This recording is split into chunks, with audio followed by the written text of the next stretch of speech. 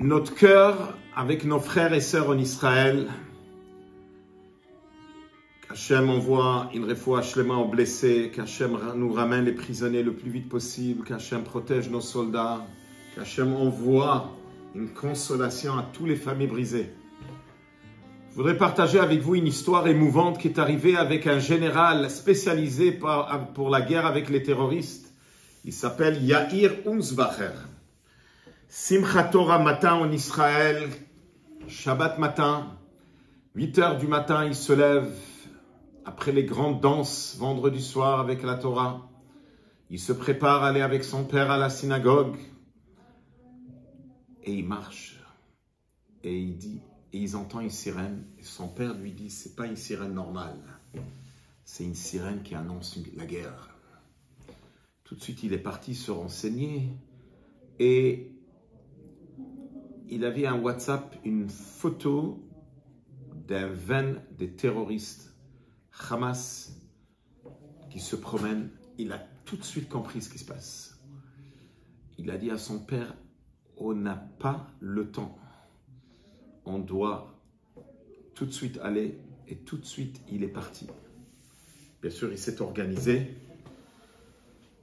Et il est arrivé, je pense, c'était autour de 10 heures du matin. En tous les cas, avec encore des amis, ils ont fait un travail remarquable. Combien de terroristes qu'ils ont vraiment réussi à exterminer. Combien de familles qu'ils ont sauvées.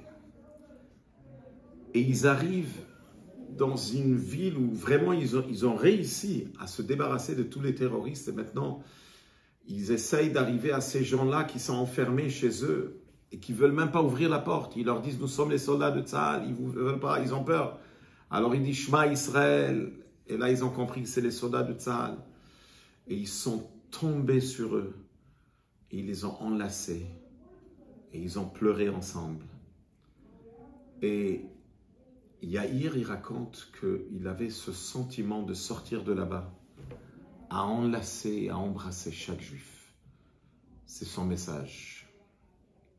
La force et la puissance de Am Israël. Et là, il dit que cette journée, ce samedi-là, est une journée très longue pour lui, pour tous les Israéliens. À certains moments, plus de force, parti dormir. Et en Israël, ça y est, la fête est finie. Samedi soir, ça y est, c'était Motzai Chag. Alors dimanche matin, il se lève et il n'a aucune envie de prier. Il est frustré, il est énervé,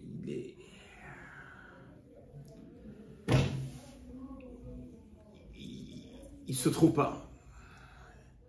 Et il ouvre les lettres du Rabbi, les Igrot Kodesh. Et dans sa tête, il pose une question. Qu'est-ce que je fais? Rabbi, qu'est-ce que je fais? Et la lettre qu'il a ouverte, le Rabbi lui répond. Le Rabbi lui dit, même quand on ne veut pas prier, deviens une autre personne. Tu fais partie de Am Israël. Et ça l'a allumé de nouveau. Que c'est pas moi qui va prier. Maintenant c'est je fais partie de Am Israël. Et lui, il vient de faire cette annonce, ce miracle extraordinaire qui a eu lieu, que le plan était le Hamas avec le Hezbollah. Ils avaient un plan que Dieu préserve. C'était le plan de Haman Arasha d'exterminer dans un jour, Yom Echad, à faire un massacre en Israël. Hachem les a changé tous les plans. Donc il faut réaliser avec toute la douleur profonde, on a eu des miracles, des très grands miracles, dans cette journée de Shmini Atzeret qui était Simchat Torah en Israël. Et là, je voudrais passer à la paracha de cette semaine. La paracha où on parle et on est en train de vivre avec Avraham Avinu, où Hachem il a promis la terre d'Israël. Donc Le rabbi n'arrêtait pas de dire que quand on parle de la terre d'Israël, c'est important de ne pas mentionner que la terre d'Israël, c'est une affaire de 70 ans, 80 ans. C'est important de mentionner que Israël nous appartient. Ça fait presque 4000 ans depuis qu'Hachem il a promis à Abraham Avinu. Et dans la même paracha, au début, il dit les aracha eten et aretz. Je vais donner après, il dit les aracha natati. J'ai déjà donné, dit Rashi, parce que la parole de Dieu, c'est de l'action. Alors, Kadosh Baruch Hu, il parle qu'il y a deux langages, que la terre d'Israël, ça a été donné. Après, il dit que la terre d'Israël, c'est un héritage. Un héritage, c'est beaucoup plus profond. Quand un bébé est en train d'hériter tous les biens de son père, son père l'a quitté quand il avait à peine 1 jour. Et il a laissé beaucoup de biens, beaucoup de terrains, beaucoup d'usines. Tout ce que le papa il avait, automatiquement le bébé il a hérité. C'est un langage de nos sages que c'est marqué Tino ben yom yorosh takol. Mais il faut comprendre que c'est pas une deuxième personne. Quand l'enfant il est en train d'hériter, c'est lui il est à la place de son père. Il devient le père.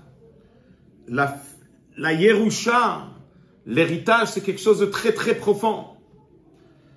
Et donc, avec cette paracha, on reçoit des forces pour notre terre d'Israël, pour les habitants de la terre d'Israël, qu'Hachem les bénisse et protège, et qu'on voit tout de suite la réalisation, ce qui est marqué dans la paracha de cette semaine, parce que Dieu, il a promis à Abraham Avinu, pas rien que la terre de 7 nations, mais la terre de 10 nations.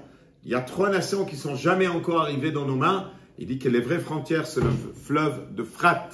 Alors, Bezrat Hashem, que ça se réalise et qu'on mérite d'aller Lech Lecha, qu'on s'en va tous à la Terre Sainte avec Mashiach Tzidkenu. Shabbat Shalom.